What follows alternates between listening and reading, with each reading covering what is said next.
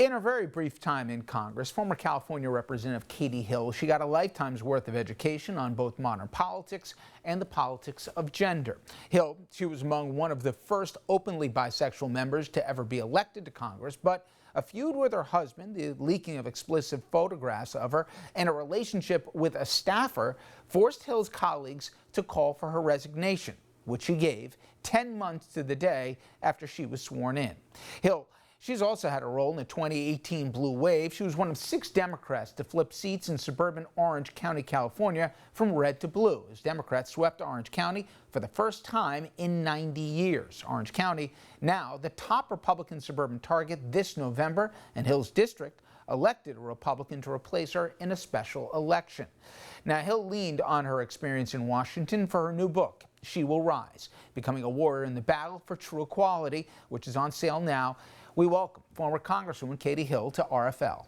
Katie, thank you for the time. And I'm curious, when you delivered your resignation announcement and were leaving, we gave in the intro the reason as to why.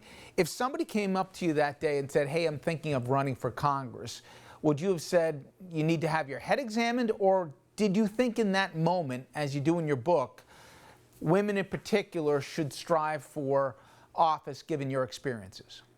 No, I thought from the very, from that moment and from long before that women do need to step up and do it. And, I hoped that my experience, and I still hope that my experience is a learning moment for everybody to say that women are treated differently than men, especially in politics. And that if we want to, if we want to achieve true equality, we have to change that. We have to make sure that women are getting elected in equal numbers. And I honestly think, and we've seen a few examples of this, that when something like cyber exploitation happens, that women can stand strong through it and cannot resign, and that this can be an opportunity for us to kind of change the narrative from victim blaming to really blaming and going after the perpetrators of this.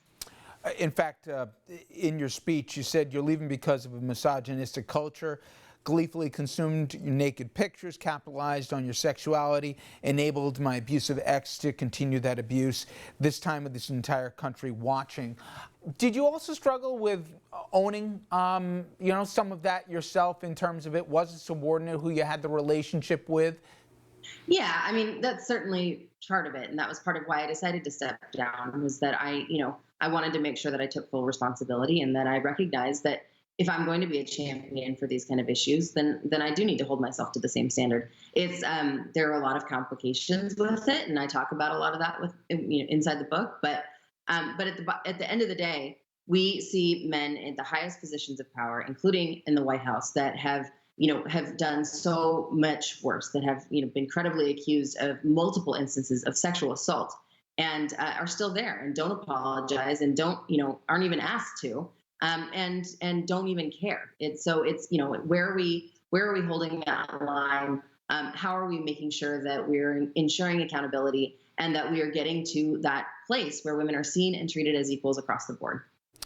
Let me pick your brain on where we are right now with 80 some odd days to the election, and obviously we're speaking right in the aftermath of Kamala Harris, fellow Californian, being on the ticket with the president. How significant was her selection, gender, her personal background, ethnicity, et cetera?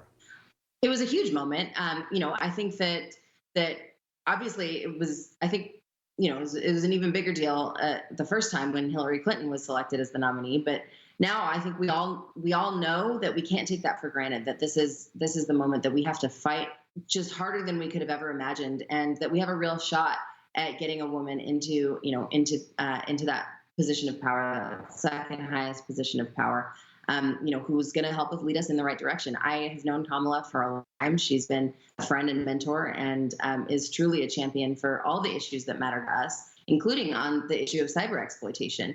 She really led that charge when she was Attorney General and has led legislative efforts on it in the Senate. I think that everything about her is an example of where we're going as a party, as a country, and how we need to install women in these positions of power. So I'm excited to see her example and for everyone to see how women lead.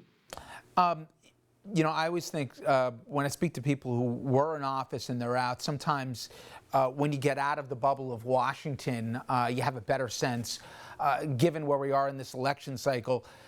Orange County, we know how California is going to vote, at least in the presidential and a statewide level, but the president has targeted suburbs and women in suburbs in particular as be afraid, be very afraid. If Biden becomes president, you're going to have basically chaos in the streets. How do you think that message is playing? And use, your district here as an example. Is it a successful and a winning message he can play there, or is he misreading his audience? I really think he's misreading his audience. You even have seen in the tweets that he's talking about suburban housewives. That's not what suburban women look like. We are working women. We are far more diverse than he's implying. He thinks that, we're all white and staying home. And that's an image from the 50s. It's not an image from today and from the realities of today. So, from the women that I know helped mobilize around me, helped get me elected, and helped get the entire wave of people in Congress elected of Democrats elected in 2018. That is not the perspective. And we've always seen him fearmonger and try to use these divisive issues. But I do not think it's going to work. And hopefully this can be the end of that rhetoric when we get him out of office. The book again, She Will Rise. Katie Hill, appreciate a few minutes. Thank you. Thank you. Good to talk to you. All right, everybody, we'll be right back to wrap things up. Stay with us.